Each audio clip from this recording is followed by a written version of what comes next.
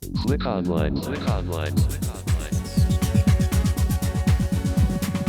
Network. Interface. Expanding. React. Mobile. Memory. Connect. Click online. Click online. Click online. Hello, I'm Stephen Cole. A warm welcome to Click Online, the first of a new series for all those interested in new technology and the internet, for business and, of course, for pleasure. Coming up in this week's programme, Microsoft takes a thumping in the courts and on the stock market. But it's not the only technology company facing difficulties. We'll be looking at the less than certain future for the mushrooming IT and dot-com industries. Europe's Commissioner for Education and Culture tells us about her passion for e-learning and why all children need to be taught how to use the net. They need to dominate the internet and not an internet to dominate them. Digicams, we look at the pros and the cons of some of the cameras currently on the market. And don't tell the children, but we take a ride with the Sony PlayStation 2. So lots to look forward to in this first programme, coming to you from the BBC online newsroom here in central London. Well, you would have had to have lived in a cave not to have known this week about the big IT story, and that was Microsoft and the ruling in the antitrust case. More on that later in the programme. But it certainly meant that Microsoft shares took a nosedive, as did the Nasdaq at one stage. Technology, computer and dot-com shares have been collapsing as investors turn away from new startups and put their money back into older, more conventional businesses.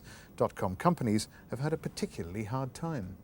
And it's a lesson that some companies have been taking very seriously indeed. Let's find out more from Paul Charles. Paul is from Screen Trade Co. UK, and that's a financial services website. First of all, Paul, there must be a fair bit of nervousness among companies that are about to go public. I think this is a defining moment. This is a point where many investors are turning around and saying, what sort of track record do these companies have? What's their management background? What do they actually make? When are they going to make a profit? And so we're seeing a sea change among investors who are saying perhaps now is the time to return to those traditional companies which frankly have proven the test of time. They've got solid backgrounds and very good managements. So what happened at the beginning? Was it greed? Was it naivety? What was it?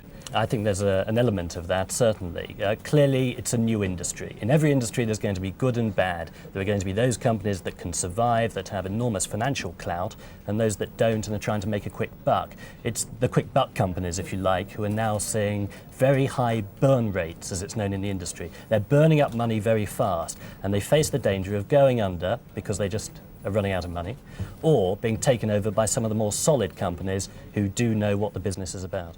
This seems to have happened in Europe and America, certainly, United States. But what about Asia? What's happened there? It's a fast-growing area. America led the way, and Europe is about 6 months to a year behind the United States. But Asia is then 6 months behind Europe. And what we're seeing now are good opportunities for investors to move into that region. There are a lot of good ideas, a lot of entrepreneurs building up in Asia on the back of what has been a very difficult period in the last few years. So good opportunities in Asia. And will they have learned not to run before they can walk? Yeah, because obviously in Europe we went too fast. Some companies certainly did go too fast and they grew too quickly, and now they're seeing the painful signs. I think Asia will learn many lessons indeed from what's happened in the United States. And what we're going to see is much more movement of skilled workers. In America, they've got the expertise, and Europe, of the expertise of working in these businesses, and they've got the knowledge of what went wrong. They've got the background and the experience. They'll transfer that experience through to Asia, and Asian companies should do rather well. Should investors in new technology be nervous now? Should they be writing to their broker, ringing up the broker, emailing the investors? If ever the statement about not having all your eggs in one basket is true, then it's true today. I mean, clearly you've got to spread the risk. These are very risky businesses in many cases that you might be investing in. And so perhaps you should be saying, I shouldn't be putting them all into this company. I should be mixing between old economy and new economy. Often the old economy companies will do very well in times of crisis or when there's uncertainty around. It's the new economies that now have to stand the test of time. And investors will be saying, perhaps I shouldn't be investing all my money in those areas and some of the newer companies that I just don't know anything about. When are they going to make a profit? So, Paul, investors should be saying, show me the value, not show me the money. Yeah, investors should be asking, where's the quality? What am I actually investing in? When is this business going to make some money? What sort of return am I going to see? Or is it just hype? Look behind the hype at the quality. Paul Charles, thanks very much indeed. Now let's take a look at some of the other stories making the headlines this week. Click online. Click online. Well, we have to mention Microsoft, don't we? The corporation has been anti-competitive, say the US courts, but any hopes of an early resolution in the antitrust case look like being pie in the sky. Bill Gates says he has been competitive and is confident the ruling will be overturned on appeal. Both sides, though, are digging in for years of legal wranglings. Internet service providers in Britain are getting very jittery indeed after one of the country's biggest ISPs, Demon Internet, had to pay damages to a man allegedly libelled by a news group it hosts. The settlement has sent shockwaves through the industry, setting a precedent that ISPs are liable for any content they carry, even within chat rooms. Just how safe is our data? Well, a British government survey, which is out this week, shows that 60% of UK companies have suffered a security breach in the last 2 years. More worrying still, this figure is even higher for organisations who are storing critical or sensitive information. We'll be looking more closely at security next week, when Click Online will be coming from Europe's largest information and security conference. Click online. Click online. Click online. And you can get the updated internet or e-commerce news via our website at bbcworld.com. Now, she's a woman with a mission. It is the European Minister for Culture and Education, Viviane Reding, and she's determined that children should be learning everything there is to know about e-learning. Shirin Wheeler went along to her virtual classroom to find out what it's all about. In fact, it was a plush office, but it didn't fit as well. Click online. Click online. Up to now, America has dominated the development of IT and the internet. But here at the European Commission, they want that to change. And one of the strategies for making that happen is firmly based in the classroom. It's the brainchild of the Commissioner for Culture, Media and Education. And here in this office in Brussels is where Viviane Reding dreams it all up. Great. Tell me something about the vision that you have for this e-learning program. You see, we have a very difficult problem. It is not only in the learning side, it is also on the economic side, it is also on the cultural side. Well, the problem is that until the year 2002, Europe is going to miss 1.6 million talented people who are capable to utilize the new technologies, the new information society. So this, of course, is going to create a very big problem to our industry, to our economic development. So we need to train people as quickly as possible in order to fill up the gap which is building up. So if we do not do anything now at once, we are going to be in a very, very great difficulties in 1 or 2 years. So for you, the solution is in the classroom? Yes, because you can import people, 20, 30,000, but you do not solve the problem. The problem can only be solved if you educate the new generations in order to be capable to utilize the internet and to dominate the internet. You've got some pretty ambitious goals though, haven't you? What are your goals? My goals are, first, to have in each school class, in each school, an internet by 2001. Now, that is easy for the Nordic countries in Europe. For the central and southern countries, it is rather difficult because they lack the technical means and they lack also the money. Is there a danger in being over-evangelical with the internet? If you put an internet in a school, but, for example, you don't really train the teachers to make sure that children actually know what they're looking for? The kids will know what button to push. They know it from an early age. But they will not know the difference between publicity and information. They need to get the tools of a critical utilization of the internet. They need to dominate the internet and not an internet to dominate them. Do you ever imagine a situation where the internet and IT is actually going to replace traditional education within schools? And what I mean by that is books, really, and libraries. You see, I am from the generation who has grown up with books. And I need this physical contact with the paper, with a book, to have a book in your hand. I don't believe that this can replace this pleasure and also the smell of a new book or of an old book. I would not like to replace that, but I think books and the internet are two quite different media. The commerce of books might be changed after a while by internet, but I hope not the utilization of books. So you're not entirely a convert, it sounds like. I mean, you were talking about the generation gap. You've got 3 children. Are you as keen as them on the internet? Oh, no. When I don't know what button to push, my 9-year-old said, "Oh, Mummy, you're so stupid. Come, I show you." It is really a gap of generations. So the new generation, growing up with the internet, is going to utilize it in a much more diverse way than we can imagine today. It's going to be their world, another world, but we have to prepare them to that world. I'm very much afraid of one thing: to have in future a second social division in the society. Now you have the division of those who have learned and who haven't learned, those who are rich, those who are poor. If we do not make the effort of the e-learning program, we are going to have the gap of the young people who know to handle the new technologies and who will have a chance in the working place, and those who do not know and who will be left aside in the society. Click online. Click online. The European Commissioner Viviane Reding giving us her vision of e-Europe. Now let's leave the classroom, go out to the playground and find out a little more about the latest gadgets that are designed to make our lives a little bit more fun. David Jameson has this week's road test. Click online. Click online. Thanks, Stephen. Well, this is St Catherine's Dock in London's East End, and we're here at the offices of PC Magazine. I've got their technical editor here with me, Jonathan Bennett. And Jonathan, we're going to have a chat about digital cameras. Now, why would I want to buy a digital still camera? What's the advantage of them? Well, compared with a traditional film camera, you can get your pictures out of a digital camera much faster and into a PC and printed out in a matter of minutes rather than hours or even days with a traditional film camera. Technical specifications, let's look at these. What are the sort of things that I should be looking at? Pixel numbers, CCD, what? The 4 cameras we have here are all 2 megapixel cameras. That means they've got 2 million picture elements in them, little squares.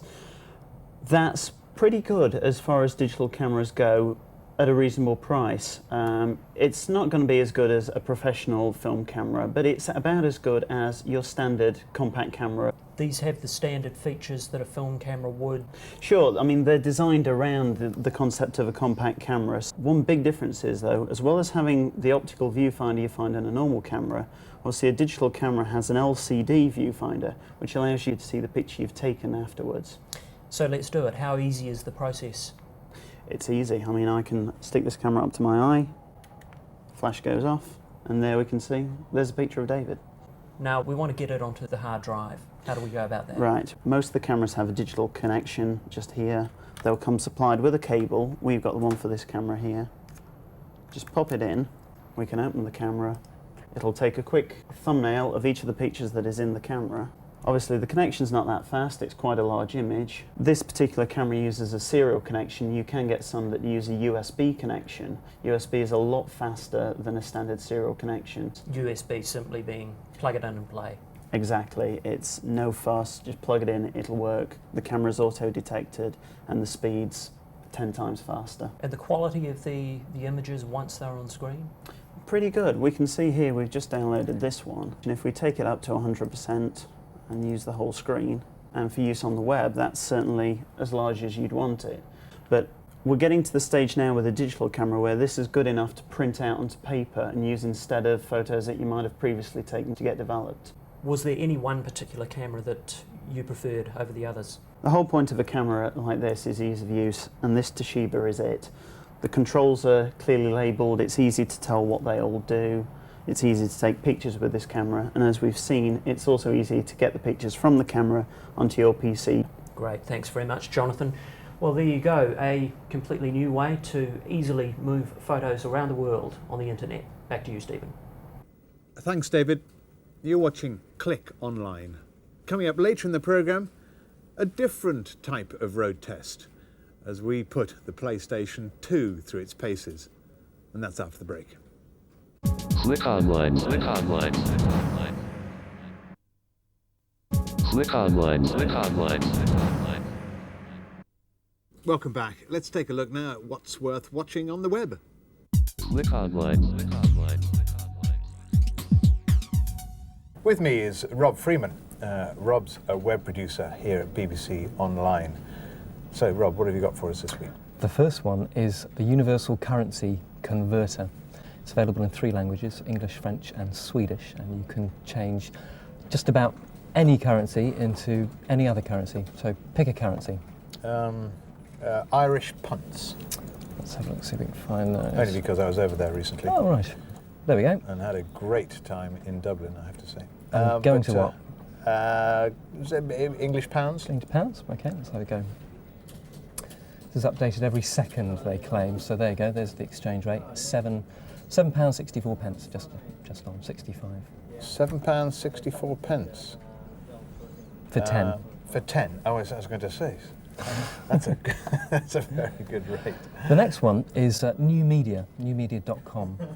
Well, that covers just about everything, doesn't it? Pretty much. This site was relaunched just a few months ago, and it's a daily news service that fits into 3 broad categories of business, design and technology. It's got quite an interesting interface. It doesn't work on the normal web page because they have a different Java interface, and it takes a bit of getting used to. It also requires registration to look at the site, but it is free. You do have to give them your email address and things. They have a story at the moment about and what do they do with your email address? Why do they always ask for that? They store it, and they will ask whether or not you want to be sent all sorts of other spam. Right, basically. all the others. But rubbish. usually the good sites will let you untick that option. Okay. Which New Media does. Let's move on. The next one is .com Guy. Now, .com Guy was Mitch Maddox, and I say was because he's legally changed his name by default to .com Guy. And his task is to live in the same house in Dallas for a year and not leave it, and buy everything over the internet. And this is voyeurism or consumerism Sort of, linked yeah. on one site? You can look on his site, and he has webcams across his whole house.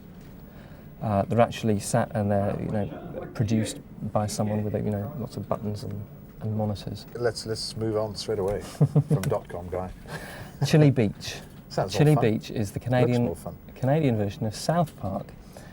This is a site with animated stories. You can go inside any of these little houses and see what happens to the residents of Chili Beach. It's Is it as funny as South Park? well, I didn't think so when I had a look at it. There's 15 episodes, and they make a new one every now and again and post it up. It's very, very well produced, excellent animation. But I think you have to, the humour. It didn't tickle my funny bone. All right, Rob. Well, Rob Freeman, thanks very much indeed. Let's move on. We're talking about Canada, but let's move on to the United States for the first of our correspondent emails. Hi, I'm Kevin Anderson with BBC News Online in Washington. As was mentioned earlier, a judge here has ruled that Microsoft illegally tried to monopolize the web browser market. We don't know yet what that means for the company or for consumers. A judge has yet to issue a punishment in the case, but he wants to do so soon, possibly in as little as 60 days. He said he's spent enough time and energy in the case already and disrupted the economy enough. And what a wild ride it's been.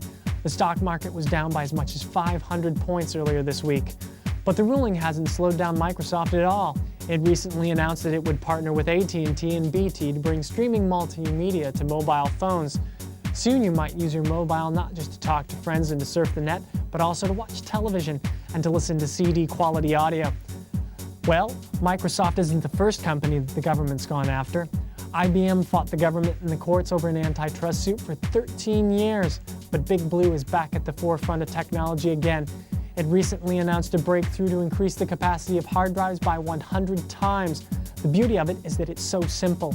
All they did was add a little iron and platinum to a heated solution, and voila! The magnetic particles in the material for the disk drives is so small it would take 20,000 of them to span a human hair. So what does that mean for consumers? Basically that computers will continue to be smaller, faster, and cheaper for the foreseeable future. And I'm Kevin Anderson for Click Online in Washington. Well, PlayStation 2 doesn't arrive in Europe or the United States until the autumn, but you don't have to wait that long, because although we wouldn't normally approve of smuggling, our intrepid reporter Ben Silburn has taken one away. Take a look at this. Click Online. Click Online.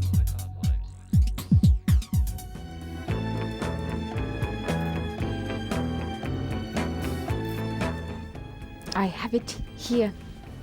Let me see. Ghost Leader will be very happy. There's only one problem. You have the supercomputer? What problem? I can't see it. Oh, that's better.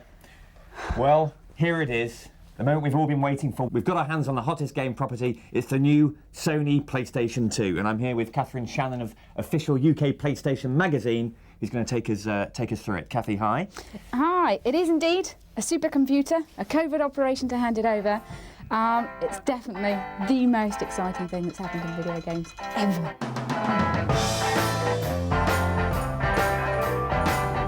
Better, faster, smoother games. Graphically, they'll become far more realistic. Very, very smooth. Wonderful textures, bigger games, more content. I am the passenger, and I ride through the city backsides. I see the stars come out of the sky.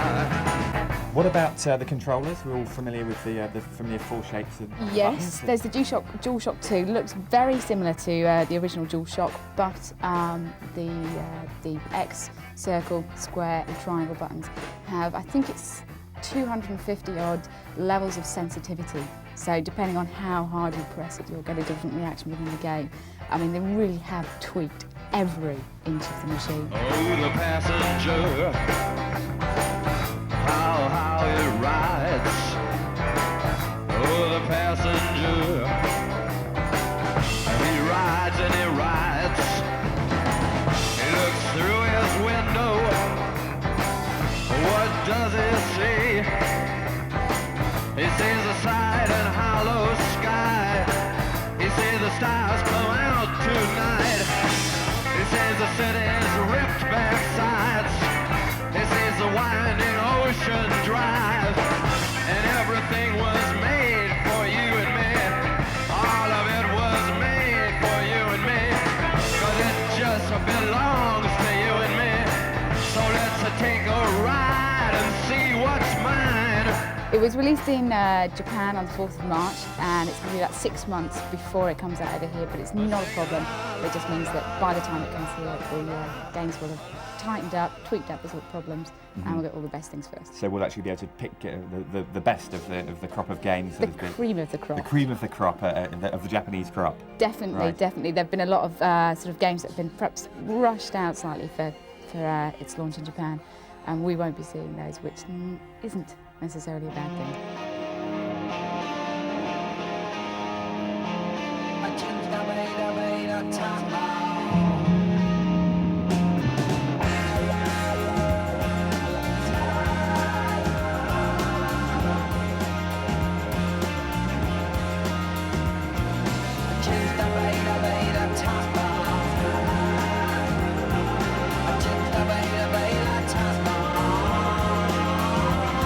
Thanks very much, Catherine. So there it is, the Sony PlayStation 2 in all its glory. Back to you, Stephen. Thanks very much, Ben, although I'm not sure I'm up to standing on the back of a racing car. I think next week we'll take a safer route and send him shopping. Well, that's it from this first ever edition of Click Online. I hope you've enjoyed the programme. If you have any opinions or any views about what you've seen, including, of course, about our top story, the future of .com companies, don't hesitate to let us know. You can email us easily at BBC Click Online. Next week, we'll be going to the International Security Information Exhibition here in central London at Olympia. But from me, Stephen Cole, for this week, it's goodbye. Click Online. Click Online. Network. Interface. Expanding. React. Mobile. Memory. Connect. Click Online. Click Online.